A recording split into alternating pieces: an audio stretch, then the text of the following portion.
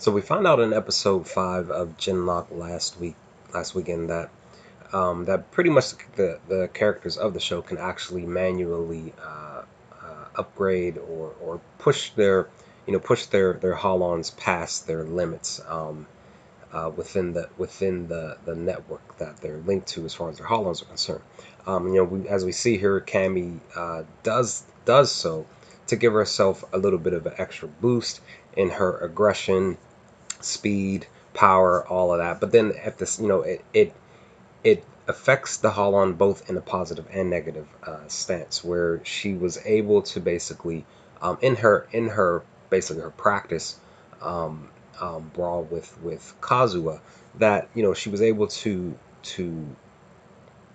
like I said, be able to fight better. But at the same time, the negative drawback is that her mind was affected to where it caused her to have the type of rage that you technically don't want to have when doing something like this, because like I said, there is a negative response to basically manually hacking your Holon, basically. But it was definitely cool to see, as she was, her and Kazuha were able to have a really cool sprawling spot in towards the middle of the episode. But at the same time, like I said, it was just a negative. It had that negative spot to it, and in the midst of Kazuha actually enjoying it at the same time. But also the fact that the reason why Cammy did this was because of the fact that she was having nightmares. She was just like everybody else was too, but it was affecting her to the point of causing her to kind of being hiding and not wanting to get back out there and practice, or even possibly even have to the point where she would have probably tried to avoid going out into the actual battlefield to fight.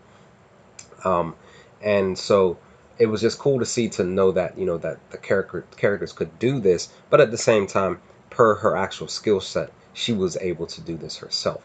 Also at the same time, Valentina also, if I remember correctly, she also noticed that she found out the information that she could do it too.